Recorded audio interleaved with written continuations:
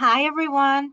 Again, my name is Neelam Patel. I'm team lead for training and technical assistance at the Office on Violence Against Women. And thank you for joining us for yet another fiscal year 2024 new grantee orientation webinar. Today's webinar is being presented by Special Agent Robert Ransom, and he is with the Department of Justice Office on Inspector General. And Robert's one of our favorite presenters, and we're very excited to have him again with us this year. So take it away, Robert. Thank you so much, Neelam. Hello, everybody out there in virtual space. As they said, my name is Robert Ransom. I'm with the DOJ OIG. I've been with the DOJ OIG for approximately 3 years. Prior to my appointment with DOJ, I was with the DEA for approximately 13 years. So quite a change of agency and mission, but it's been a welcome change. So today I am going to be talking to you all about fraud awareness. And before I get started, I just want to let everyone know that this is going to be just a overview.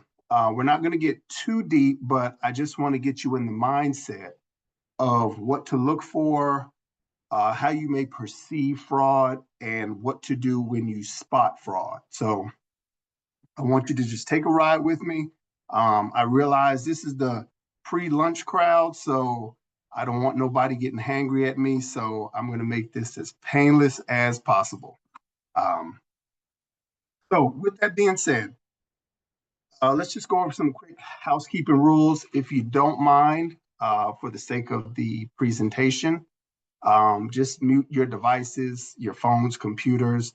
I know we're all busy professionals, so if you could just do that for me and everyone else on the presentation.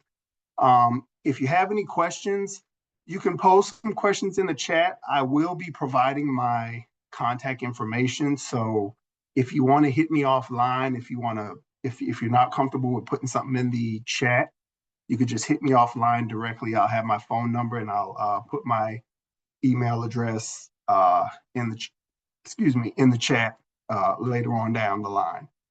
There will be some questions, some poll questions, kind of like a pop quiz, just to kind of see, if everybody's getting in the mindset of fraud and looking at fraud from a different perspective. So just be on the lookout for those, okay? All right. So what we do and who we are. So we here at the Inspector General, I'm going to read this verbatim. It is our duty to deter and detect waste, fraud, and abuse and misconduct in DOJ programs and personnel, and to promote economy and efficiency in those programs. So throughout this presentation, you're going to hear me say these words a lot: fraud, waste, and abuse. So I want you to get those in your head: fraud, waste, and abuse. Okay, so as we progress, I want you to think about that as you see certain examples of fraud and certain things that we discuss as far as like fraud and how to spot it and what to do when you spot fraud. Okay, so keep that in mind. I specifically work in the investigations division. And with the investigations division, we have general investigations and we have fraud detection. Now, just because I work in fraud detection doesn't mean I'm not able to work in general investigations, but our area of responsibility spans from bribery, misconduct, again, fraud, waste, and abuse, contract grant fraud, procurement fraud. So it's a wide array of things that we in the division are targeting and are responsible for oversight of. Okay, so that's pretty much our focus. And us as investigators, we have to be independent and objective. Being in investigations, a criminal investigator for over 15 years, I've learned that you can't take anything personal. You have to be objective and give and provide the the facts, sorry, whenever you're looking at an investigation or a case, okay? So that's what we do here in the investigations division. And again, I'm in the fraud detection office where our primary focus is fraud, waste, and abuse. So again, I'm saying those three words. You all are going to be fluent in those three words by the time I finish. So I want everybody to look at this photo, okay? And if you could put this in the chat, if you could tell me what do you see in the chat from this photo, I'll give everybody a few seconds or, a minute or so, just to tell me what you see when you look at this photo.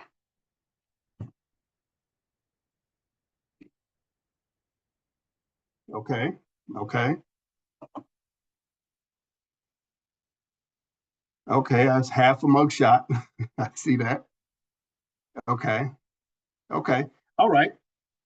So I'm seeing a lot of two faces. I saw one said art, a mix of two faces, half and half. So I put this photo in the presentation specifically because I wanted to show this is how fraud is perceived by each of us. Based on the answers that were provided in the chat, no one answer was wrong, but every answer was different. And that's how we perceive fraud. Certain people may perceive it one way, certain people may perceive it another way.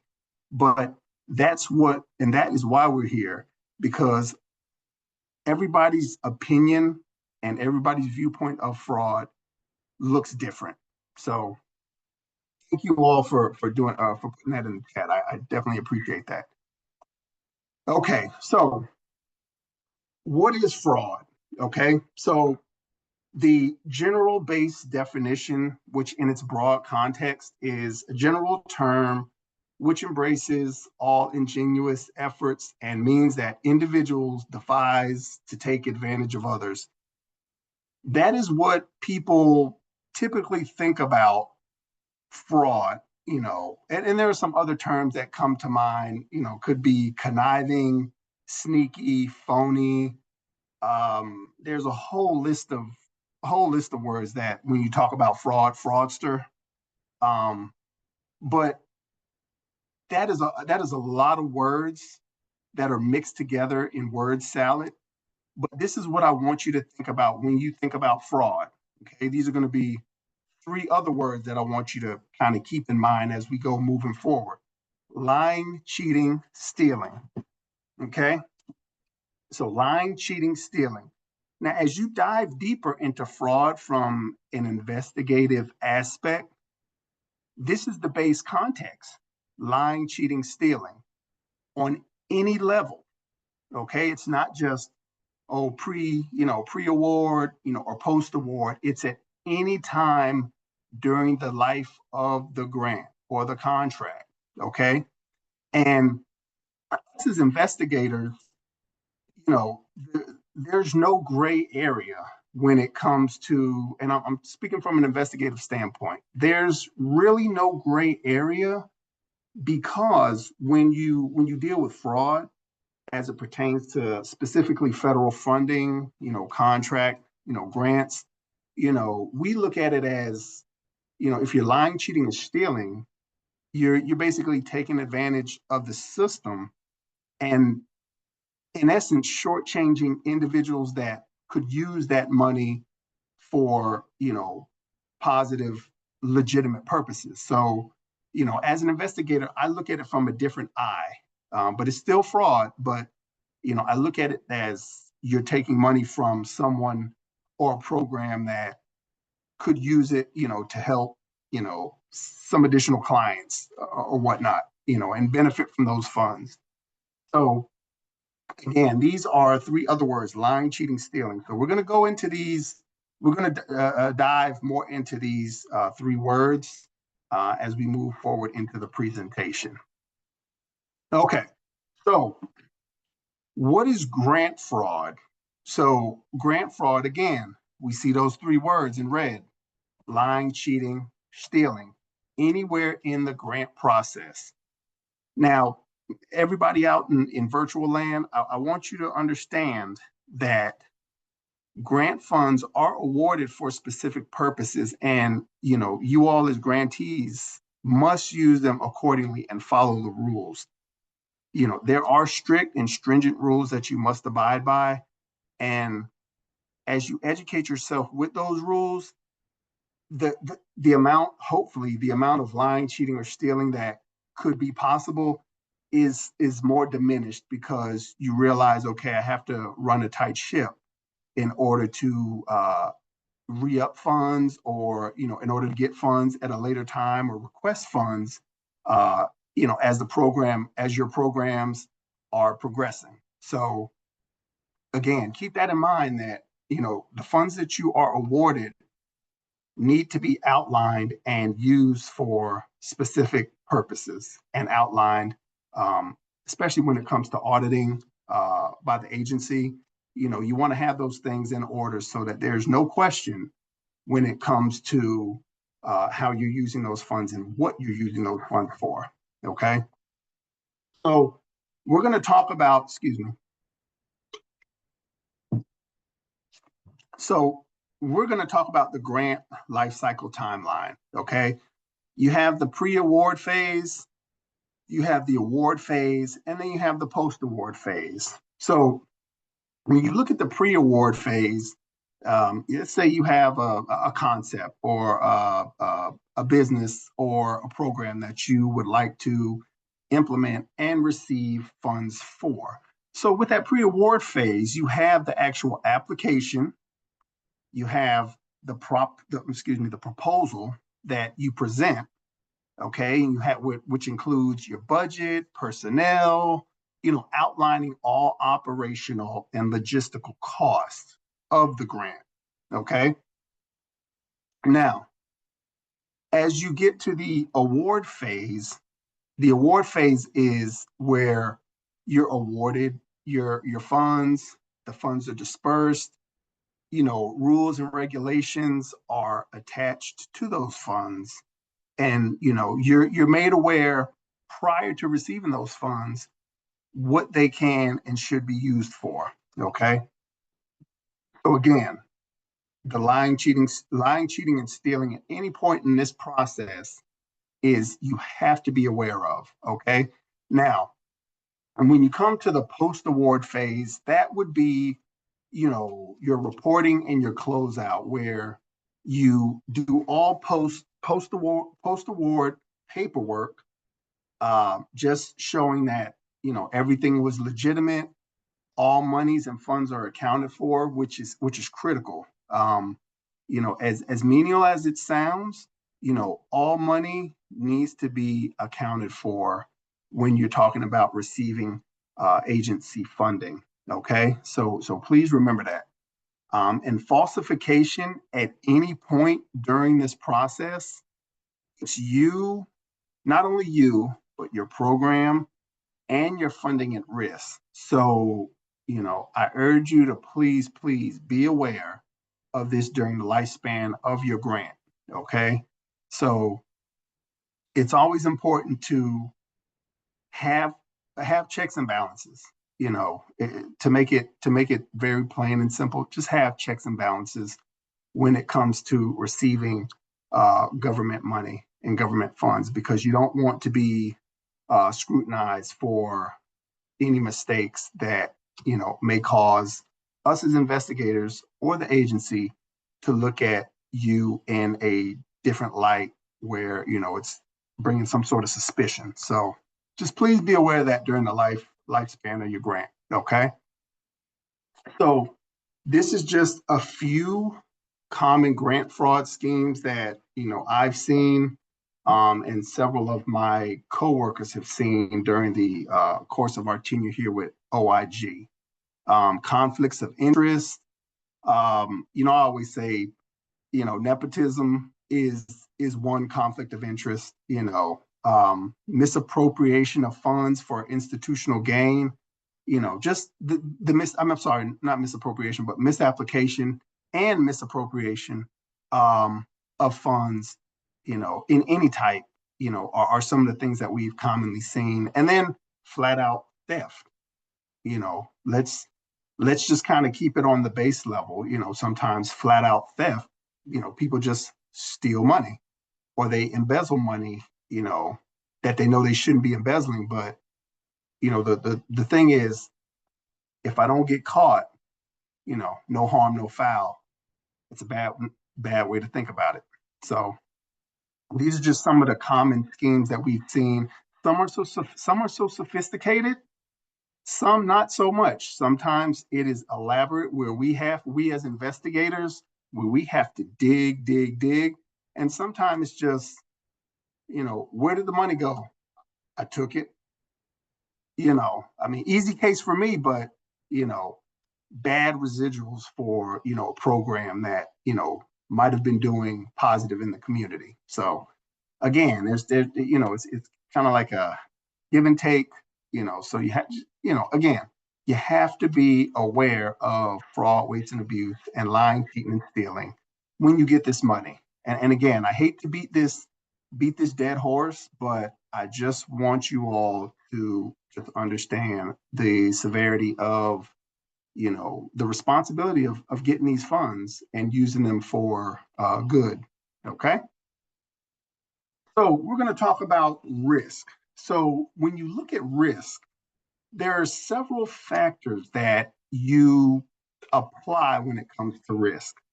So as a fraudster or as someone who is, attempting to defraud or misappropriate, you have to look at the mindset. Okay. Now, you look at the incentives, like what can I get from this action of stealing, money or fraud, waste, and abuse? The mindset towards a certain act and or tangible rewards, which can be personal or professional, are some of the things that fraudsters look for when they decide to take that step into the lying, cheating, and stealing in the process of receiving grant funds. And again, there are also crimes of opportunity, okay, like circumstances that allow fraud to occur. Again, we're looking at the mindset, okay? Well, they had poor internal controls and, I wouldn't have been able to steal this money had they had a better oversight over the money, or they're all in shambles. Nobody's going to realize that, $5,000 is gone. Again, it's the mindset. It's a crime of opportunity, And again, like another area is like rationalization. You know, if someone gets caught, they're like, well, John Doe did it, so I mean, I did it because he did it. Everybody else is doing it, so why not? Why not me?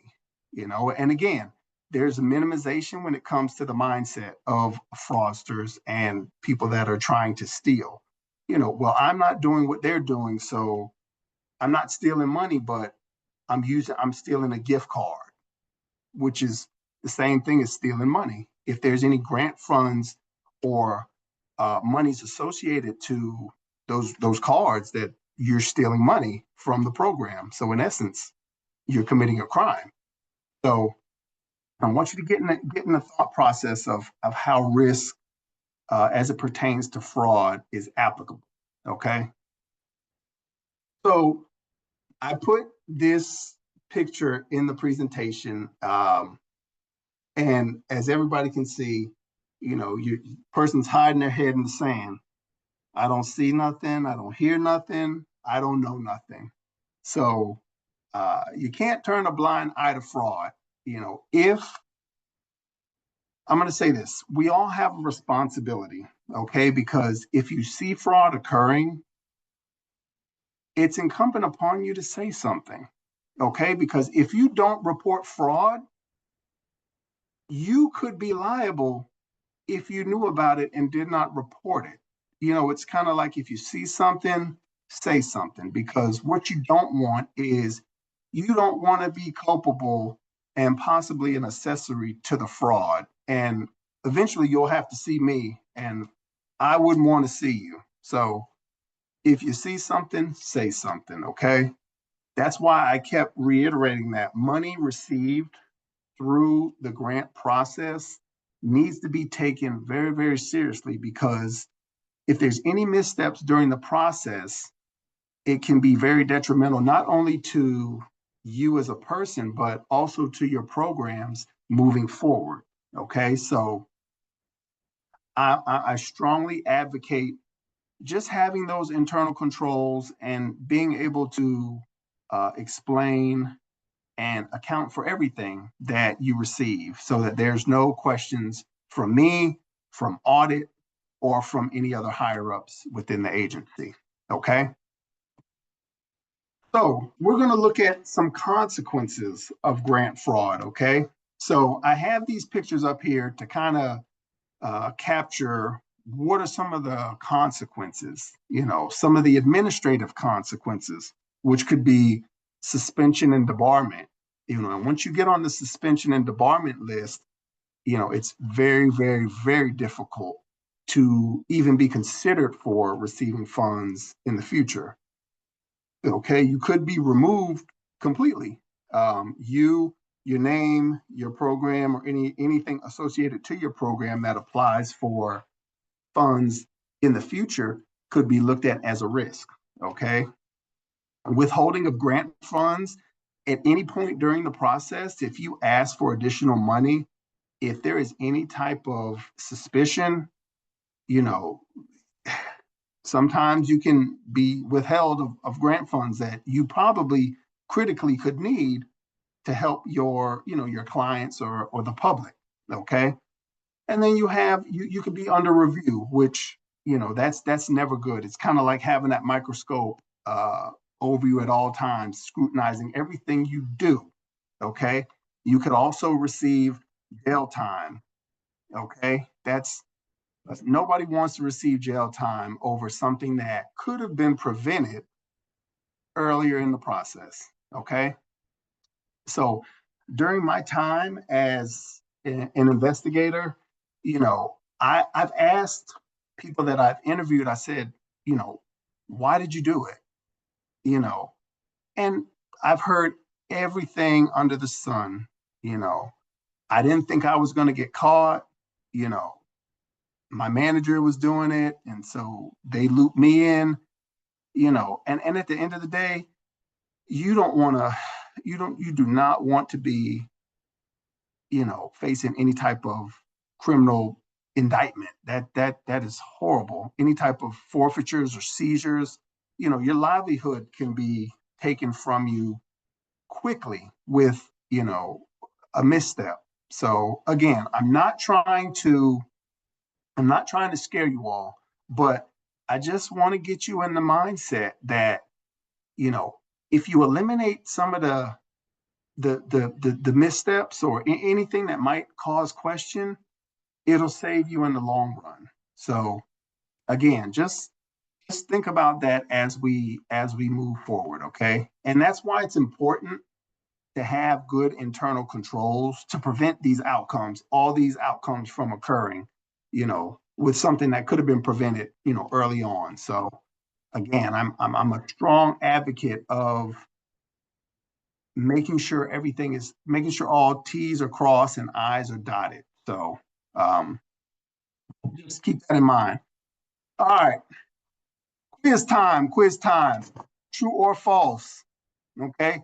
I'm gonna give everybody a minute or so to read the question, and if you could put it in the chat, T or F, we'll go from there. So I'll give everybody about a minute or so, and we will see what the chat says. Okay, I see a whole bunch of T's. Okay, all right, okay, all right, all right. I think I gave you all the answers, so technically this is kind of like a gimme. So I kind of gave everybody an answer. But at least I know that you're catching what I'm saying. So I'm feeling good right now. So I'm going to say it's raised hand. Okay. Someone raised their hand.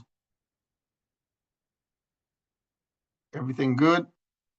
Or were you saying true or just raising your hand? Okay. All right.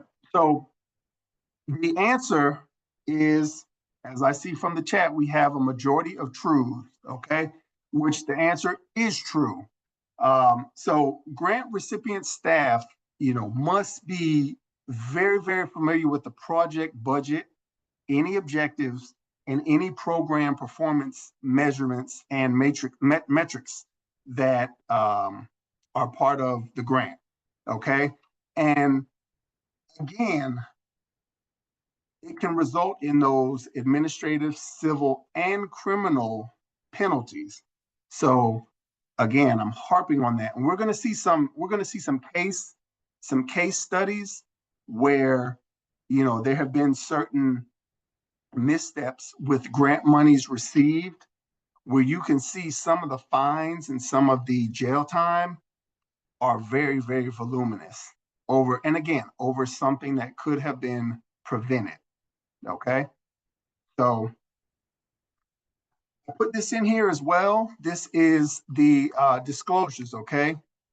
So I highlighted non-federal entity or applicant of a federal award must disclose in a timely manner in writing to the federal awarding agency or pass-through entity all violations of federal criminal law involving fraud, bribery, or gratuity violations potentially affecting the federal award.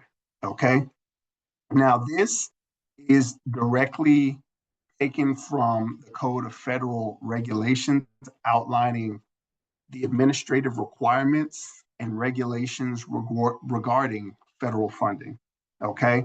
Now, again, I want to reiterate that it is about being ethically responsible, having accountability and integrity when it comes to receiving funds, as well as reporting, okay? Any type of fraud, waste, abuse, bribery, or any other violation that you may notate, observe, or come to find during the duration and life of the grant, okay? And again, this is taken from the US Code Book. And I highlighted the red section specifically, okay?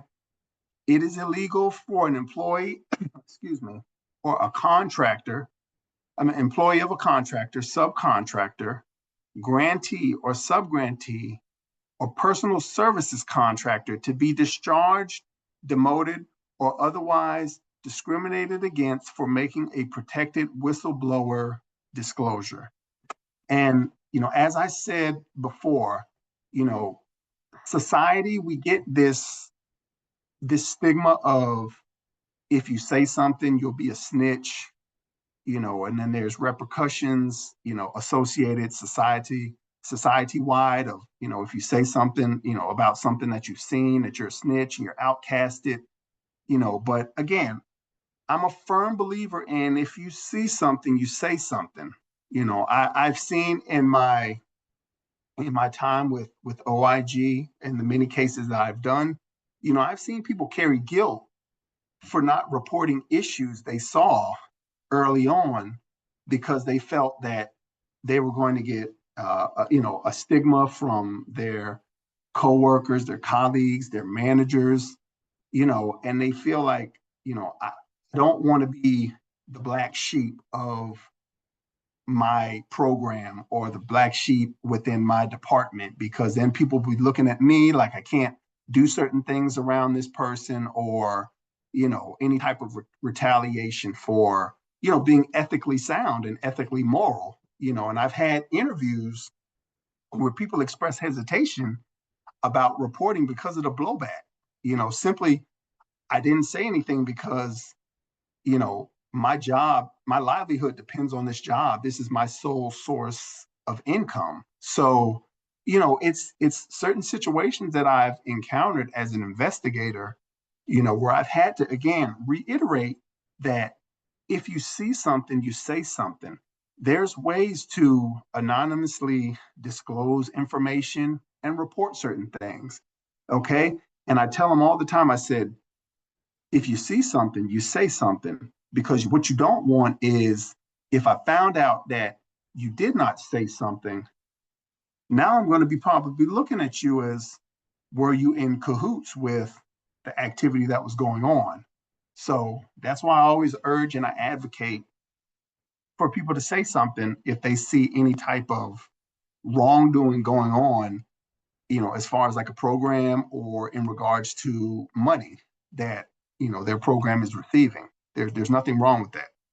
So again, we're going back to these three words: lying, cheating, and stealing. Okay, so we're gonna look at lying. Okay, lying first. So when you talk about lying as it pertains to contract or a grant, okay, let's look at a few things.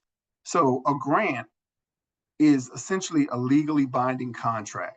Okay, and I didn't highlight certain words within this slide, but when you sign that contract, you're agreeing to the terms. And that's why it's important to read and ask questions. Don't just sign anything without reading and asking questions. That's kind of like something that I learned when I was a young kid. You read everything. I don't care if it's 10 pages. You read it, read the fine language, and read the small print before you just sign your name. Because once you sign your name, you are hooking yourself and legally binding yourself to what is outlined in that contract. Okay. And as you can see on bullet number 3, grantees are also obligated to properly track their use of funds and maintain adequate supporting documentation. Document, document, document. Okay. And I should say accurately document, not just throw anything together, but accurately document everything and track every cent so that there's no issue, during any part of that process, whether it's the award, or the post phase. Okay. Now, I've seen people fluff documentation, and once you start to fluff documentation and embellish, you're already on a bad track. Okay. So it's imperative to provide specific information. And if there's any modifications, you provide the modifications. Don't try to think that if you circumvent any modifications that you can maybe backtrack later on down the line. Because to me, again, as an investigator, my eyes, I would be looking at that as you're possibly trying to cover or hide something. Okay. And that's why it's important to communicate with your grant manager, your contract manager, your contract representative, because that's important. You don't want to get put in a sling where it's going to cost you later on down the line, or anywhere during the 3 phases of the grant. Okay. So we're going to look at some case examples. And I'm just going to put these up on the screen, and you can kind of look and do a quick read. They're pretty short, but I want you to pay attention to restitution and how much they were ordered to pay. Okay. And look at the title of Failure to Have Accounting Procedures. Okay. So as you're reading this, okay, this is a common issue. This is probably one of the more prevalent issues that I've seen, is that faulty bookkeeping and accounting procedures will kill an organization. Okay, that's why earlier on when I spoke, every dollar has to be accounted for. Okay, you know, I, once you start receiving money, because however incrementally you receive funds, they might be coming, every couple weeks, monthly. You want to be able to track and properly manage those things because, as you can see in this court case, 844, almost $900,000 of payment that can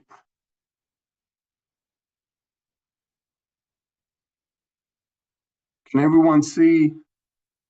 Can everyone see this? Okay. So as I was saying, almost 850, almost $900,000, they were ordered to pay back. So, it's imperative that, just keep track of the money. I mean, I can give you this big educated spiel, but just keep track of the money because you don't want to be on the back end of having to pay, such a voluminous amount, over something that could have been handled by having, good accounting and bookkeeping uh, measures. Okay. And here's another case that's out of the Eastern District of Pennsylvania.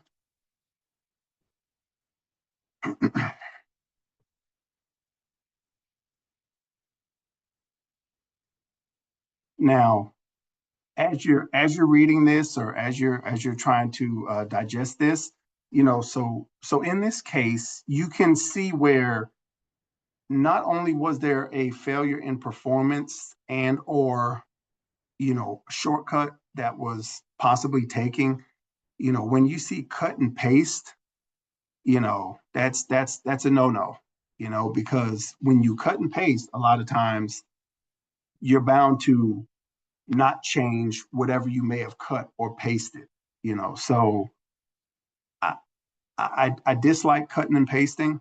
And I tell people, I said, don't get in the habit of doing that because every month or every 2 weeks, however your program, you know, whatever you have going on, everything's everything's not going to be the same maybe every month. So you can't cut and paste, from month to month to month. You need to do everything, on a case by case basis as it's happening in real time. Okay.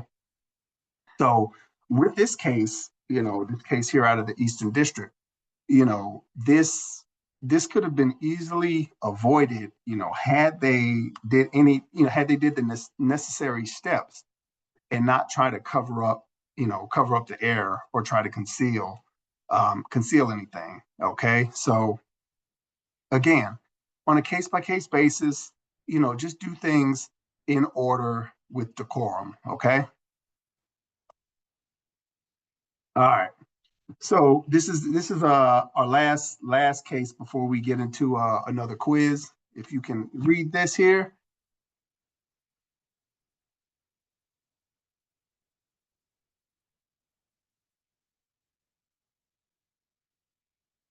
So while you're reading this, with commingling, anytime you commingle funds and try to put everything in the gumbo pot, that's that's usually never a good sign either. Because as you start putting things in the gumbo pot, stuff starts getting mixed up. And as stuff starts to get mixed up, you start to lose track. And as you start to lose track, your documentation becomes a lot less accurate. Okay. And with commingling, it's an easy temptation for some because, again, as I said earlier, the thought is, I'm not going to touch that money because I know what it's there for. But if you see money in an account, a lot of times you may not think about it and you might touch the money and you might think, well, I'll put it back so I'll be good. Nobody's going to miss it. But again, checks and balances, paper trail, you can only fudge a paper trail only for so long before it comes back to haunt you. Okay. So you know, with people that I've interviewed that have actually dealt with commingling or had commingling occur with their grant funds, it's been the same thing. I thought I could put the money back, or I, I figured putting everything in one would be easier. Just do your due diligence. It may take you some time, but have separate funds, and that's just how it is. So, so best practice is to have specific accounts allocated for certain areas to eliminate any confusion when it comes time to balance and reconcile, the money. And again, keeping track of everything is the biggest thing. Okay. So just keep track of every dollar, every cent as you move forward. Okay. So we are going to go to another quiz question. Okay. And here it is. All right. If you could put it in the chat, A, B, C, D, or E, the answer that you, okay. Okay, E seem like they're taking it.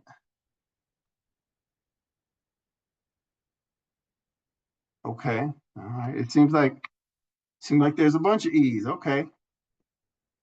All right, let's see what we got. Oh, hold on.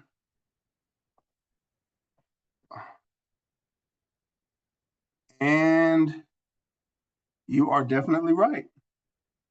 It is definitely E, which is only for costs that are allowable, allocable, and reasonable and are within the scope of their grant agreement. And thank you to everybody that responded. I definitely appreciate it. Y'all are making me feel good because you all are getting every answer right. So that means I'm doing what I'm supposed to do and I'm doing my job. So thank you for that. All right. So now we're going to talk about cheating. Sorry, I was going to say stealing. So now we're going to talk about cheating.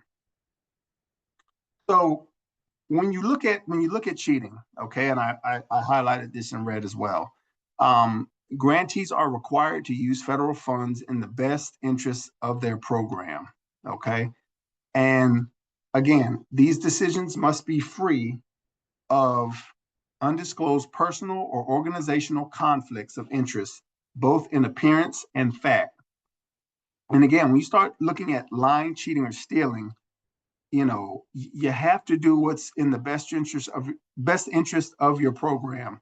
You have to take out your personal feelings. Like as I said before, you have to take out your personal feelings and do what's best for your program as well as your public, because you are servicing clients that are in need of services. So you have to look at them as being the customers first, a customer first approach.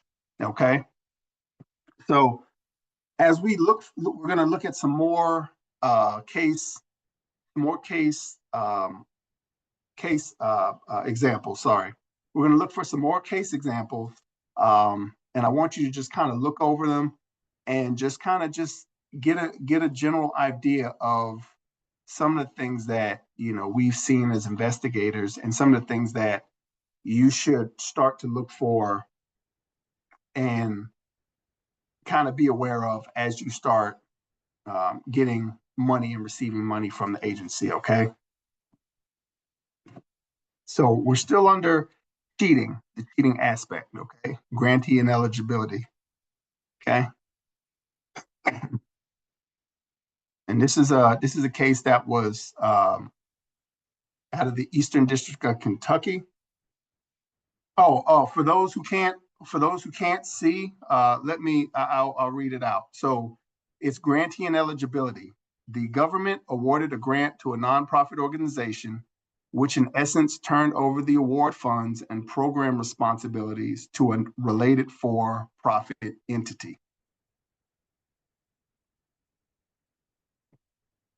Okay. So we're going to go into the next one. And again, I'll read these out for those in virtual land that aren't able to see the screen. So this one's under organizational self-dealing. Okay, several individuals sent federal grant funds intended for nonprofit public health services to for-profit entities controlled by the conspirators. One individual was sentenced to, and I want you to listen to this, 18 years in prison in order to pay $13.5 million in restitution. And this was a case in 2016 out of the Northern District of Alabama. Okay, so again, I'm not trying to scare you all out in virtual land, but I just want you to see that, you know, prison time and these restitutions start to add up, especially when you're talking about that money. So, you know, again, I'm going to always say checks and balances and make sure all your ducks are in a row as you get funding, you know, so that you can prevent anything like this from happening. Okay.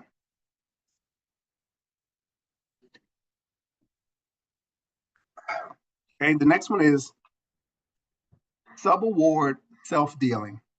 Okay, this is a case out of the Eastern District of Virginia in 2011.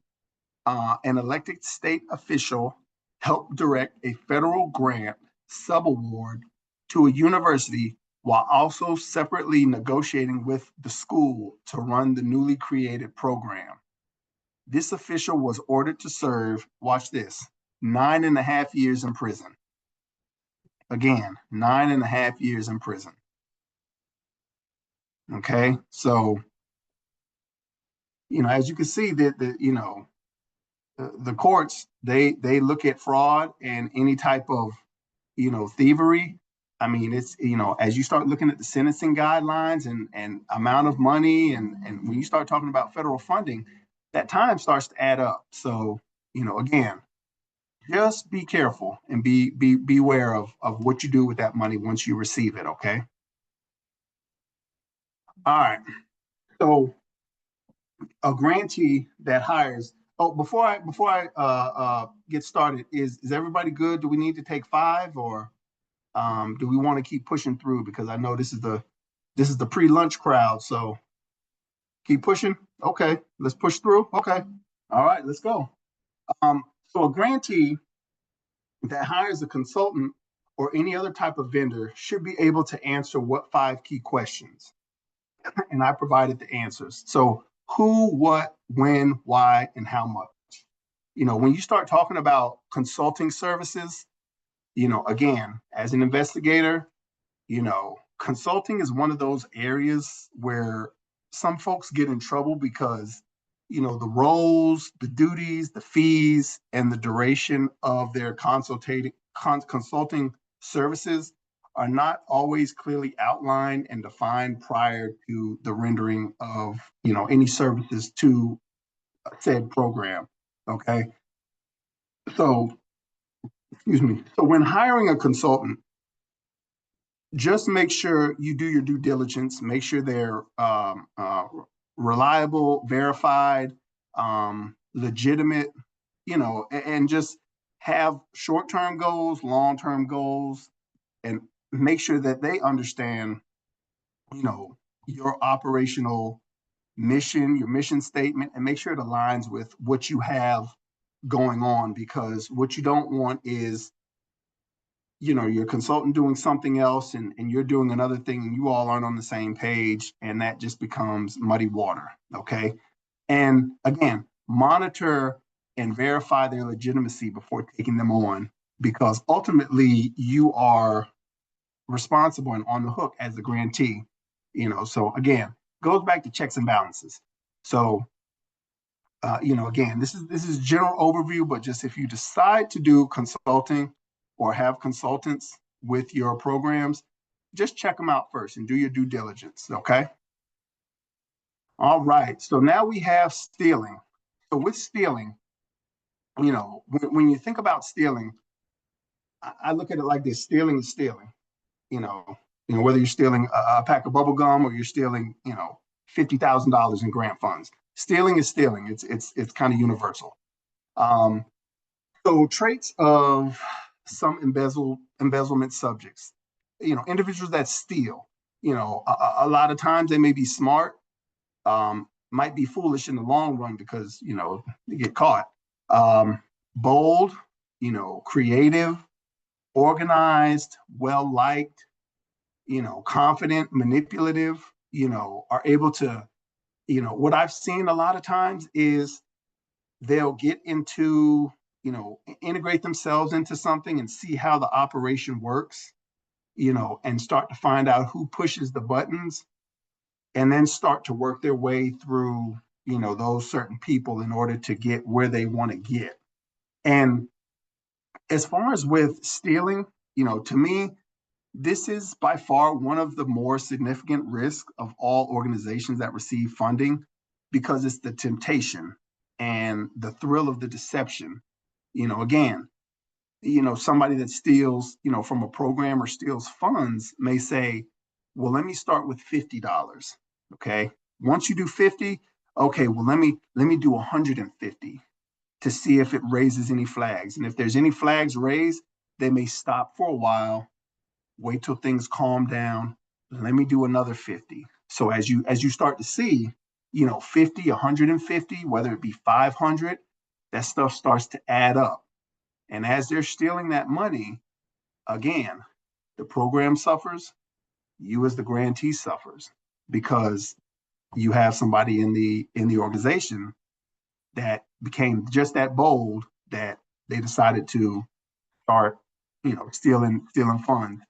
So it's imperative, and this is just me on a personal note. It's imperative that you surround yourself with, ethical colleagues, that you have boundaries, that you're able to again verify, and that won't put you in a position or put your program in a position to jeopardize their funding, its funding or its livelihood. Because at the end of the day, you may have somebody that relies on that job with your program as their livelihood. So, you want to make sure you do your due diligence on the people that you surround yourself with.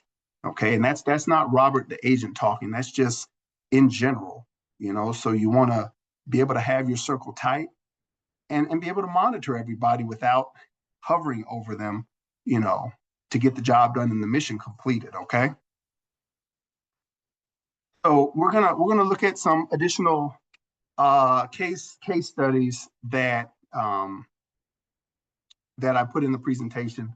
And some may have seen these before, but these are ones that I think highlight a lot of when it comes to stealing. And as you can see, I highlighted, some of the judicial sentences that were handed down. So with this one, this is actually OVW grantee regarding embezzlement. Okay. A former finance and operations manager for the Wisconsin Coalition Against Sexual Assault pled guilty to embezzlement. Basically, they embezzled approximately $50,000 from the DOJ grant, sentenced to 3 years probation, 10 months of home confinement, in order to pay $49,000 of that money back. So, is $50,000 really worth 10 months of home confinement and 3 years of probation? Where did they get the money to pay back? Exactly. And again, is it worth, now you have a record, now you're on probation and house arrest. It's not worth it. It's not worth it. Again, not worth your livelihood. Okay. And again, here we have another OVW using grants for personal gain. Okay. You remember what I said before about tracking the money and making sure that all money is accounted for and not commingling or, using stuff for personal purchase. Okay. So I'm gonna just give the cliff notes. So a former executive director of OVW grantee sentenced to 2.5 years of prison in order to pay over $430,000 in restitution after it was determined that, they used funds to make unauthorized payments on personal credit card and personal cell phone payments over a 5-year period. Okay. And it was also discovered that the director utilized the grantee's credit card for personal expenses. Again, is it worth 2.5 years of prison and $400,000 in restitution? And again, as somebody put in the chat, where'd they get the money from to pay it back? So again, it's not worth it. It's not worth. I seriously urge, it's not worth it. Okay, not worth any amount of money. That is a great statement, and I think that's going to be the premise. It's not worth any amount of money. Your freedom and your livelihood, not worth any amount. It's not worth $10. It's not worth $10,000. Okay. Charter school theft. Okay. An individual stole $3 million from several charter schools by creating fake companies and funneling school funds to those businesses. Now, this one hit me hard because not only did you take money from a charter school from, children that, could benefit from that money, you're taking it and creating funnel accounts and funnel companies to funnel that money through, so again, at the end of the day, I am an investigator, but I'm also a human being and I'm a parent. And so, when you see stuff like this, this is heartbreaking because you don't know what that money could have been used for. Okay. And that's why it's important to have internal controls and checks and balances. Again, I'm harping on these things in a general sense, but a specific sense, because written policy and procedures of business operation, code of conduct, transactional documentation, contingency planning, all those things need to be taken into consideration because you don't want something like, don't want something like this to occur. And again, your livelihood and your reputation, as someone put in the chat, your reputation is shot. Okay. So just be aware of that. So looking at these receipts, I know some people probably can't see these receipts, but looking at these receipts, one could look at that and say, okay, they look legitimate, However, they were created using a receipt generator program, okay? And the program, I think it's now defunct, but it's called Expense Estate. And the next slide is gonna show you kind of what the website looked like. So this website was called Expense Estate Receipt Generator. So what you could do is you could put any amount of money into this generator, this kind of like an algorithm. And what it would do is it would generate receipts based on what you specify the generator to create. So therefore, you could create fake receipts and fake expenditure receipts. So, and this is kind of like dark web-ish type, searching. And again, as somebody put in the chat, you must operate with integrity and honesty. And once you start going down this road, especially with, like, let's say, Expense Estate, and tools like that, you're asking for a visit from me or any of the investigators from DOJ. Okay. And as I said before, this website is now defunct. But that doesn't mean that, once one goes down, 2 or 3 may pop up. They just may be called something different. And, they may be on the dark web. They may be on like deep web searches. But again, they're still out there. So, just to keep that in mind and be aware as you start to receive money or apply for money, because There are other tools like this out here designed specifically to beat the system. And you don't want to get caught up in, anything like this where you can't explain, uh, you know, where the money or the receipt came from. You don't have no explanation. You know what I mean? And that's a lot of, as somebody else put in the chat, that's a lot of work to try and cover up, cover up, cover up. What's done in the dark will eventually come to the light, especially when you're talking about documentation. you know, it's just somebody put, how can we tell if it's a fake receipt? Sometimes you can't.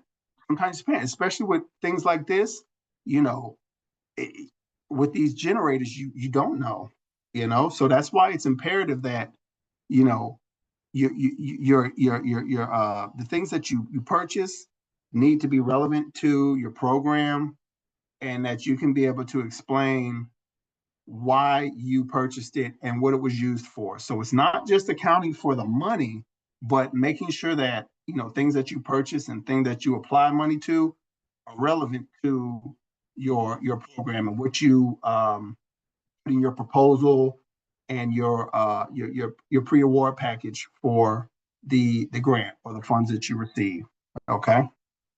So some common ways that people steal funds, we talked about it with expensive stake and just flat out stealing.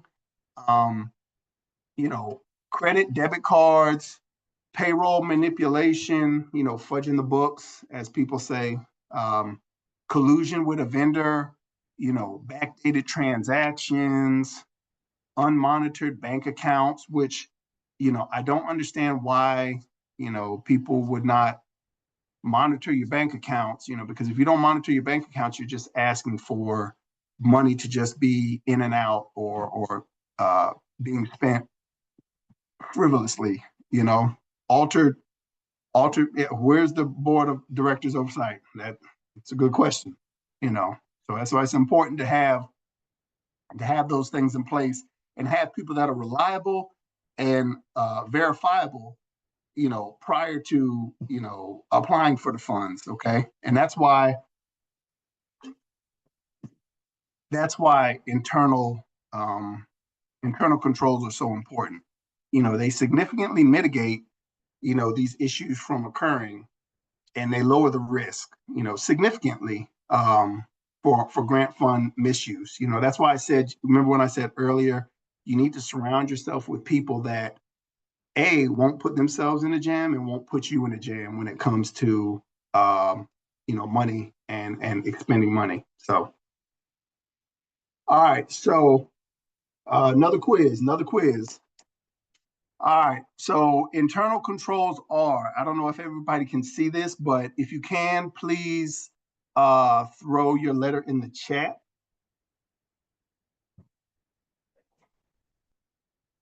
Okay, I see a lot of E's. I probably need to not make all the answers E. Maybe I should switch them up because it seems like there's a theme here.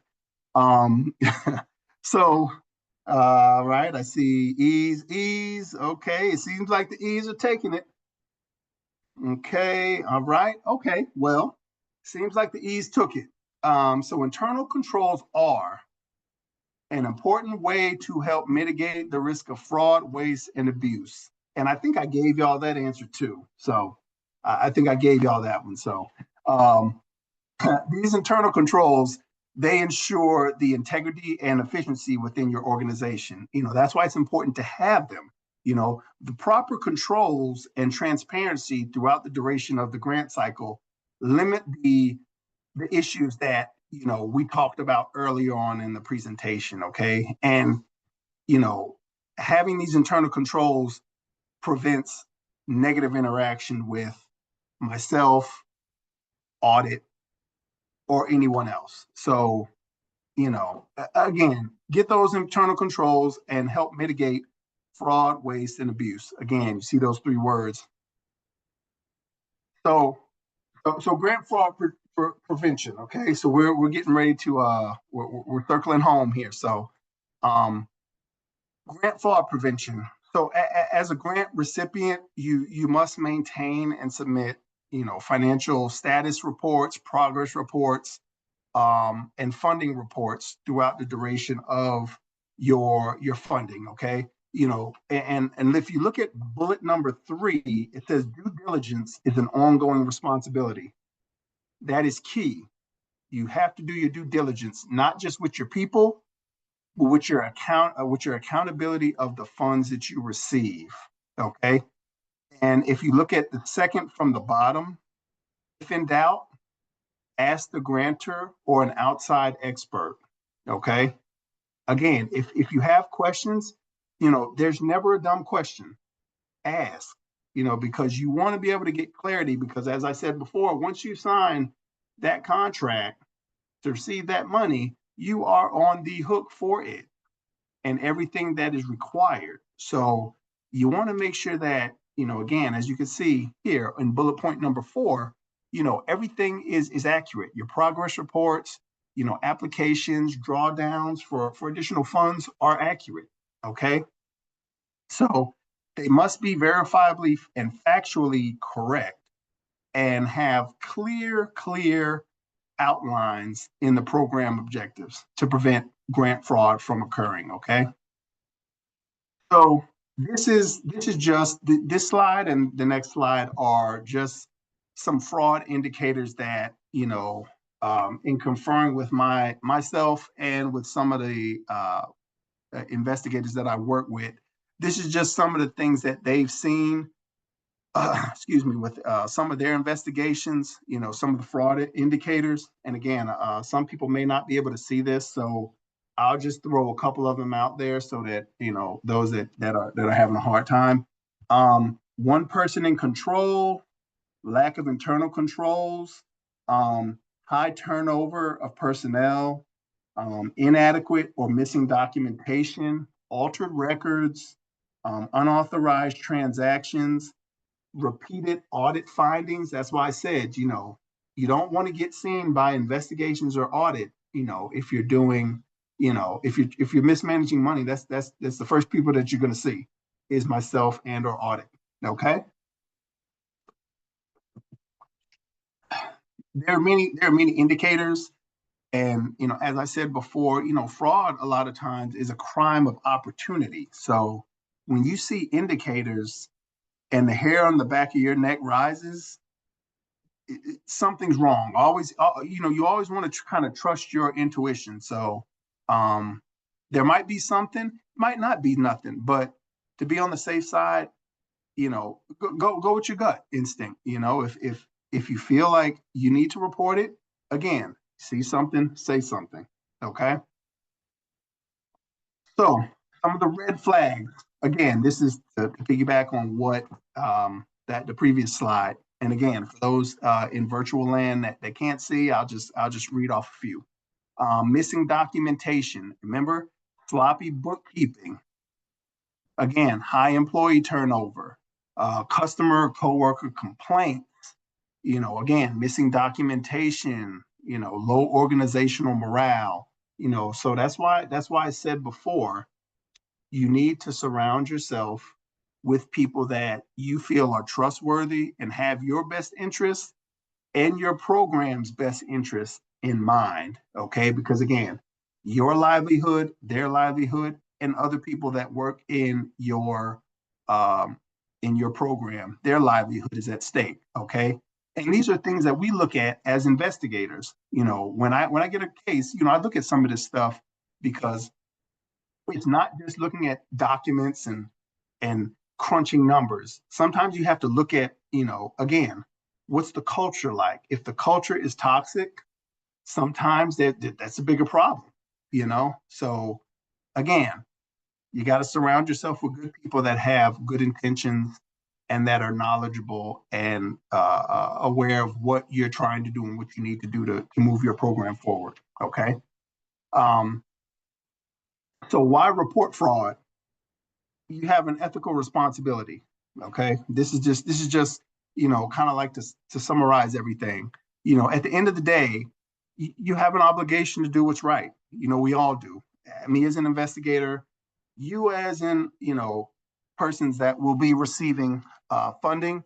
And, as I said before, grant funding is integrity based. So, if you don't have integrity and accountability, you're already starting off on a bad foot. So you want to be able to, do what's right and use the funds that you receive for the purpose that it's intended to.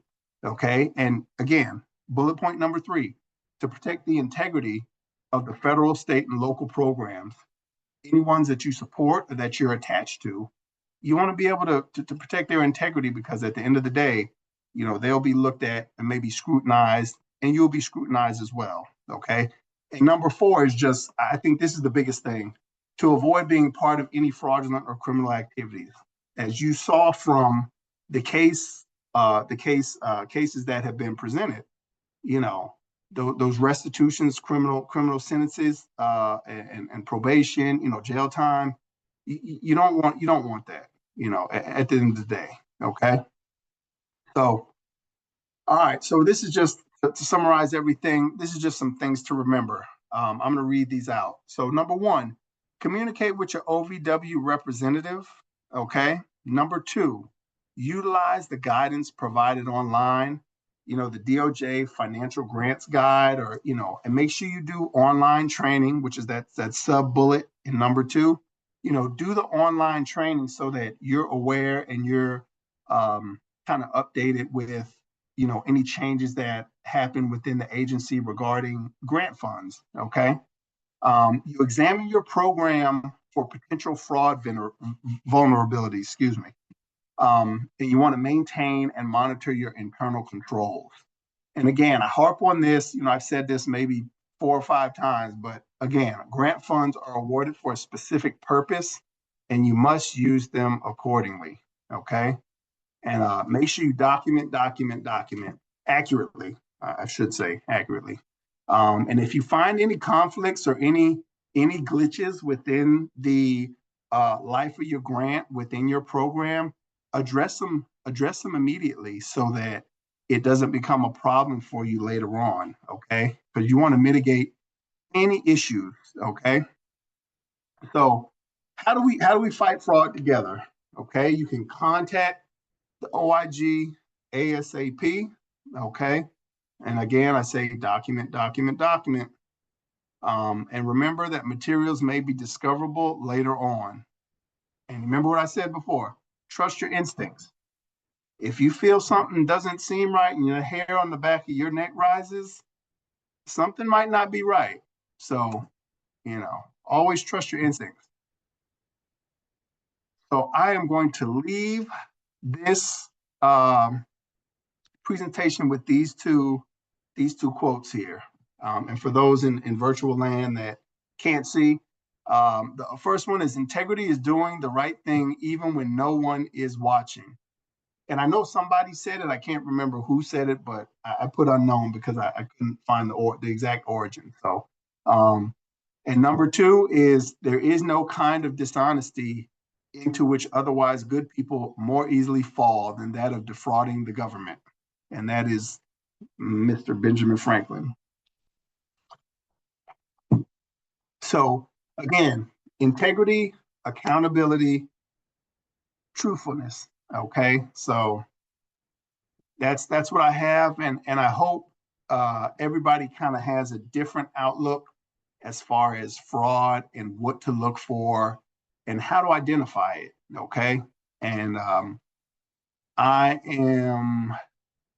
this is the OIG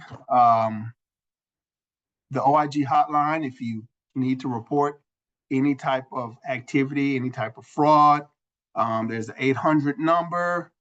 Okay, and this is my contact information. Again, I am Special Agent Rob Ransom. This is my direct cell. So if anyone would like to contact me offline or have anything, there's my number. It's 24/7. So that is all I have, because I know it is lunchtime. So I am not trying to stop anybody from eating. So Thank you so much, Robert. As I said, it's a great presentation. You learn something every time. So we really appreciate you taking time out of your busy schedule to provide Thank you. this new grantee orientation webinar. And I hope you all enjoyed it and got a lot of information from it. And we will have the recording posted on TA to TA in the boxes. So if you have other people in your organization that should be watching this, please make sure you refer them to the webinar. Tomorrow, we have a presentation from me and Brianne Smith, Senior Program Manager at TA to TA. And so tomorrow's new grantee orientation will be providing you an overview of the TA to TA resources. So I hope to see many of you there tomorrow and have a wonderful day. Thank you. Thank you, everyone, and have a good rest of the week. Thanks, everybody. See you tomorrow.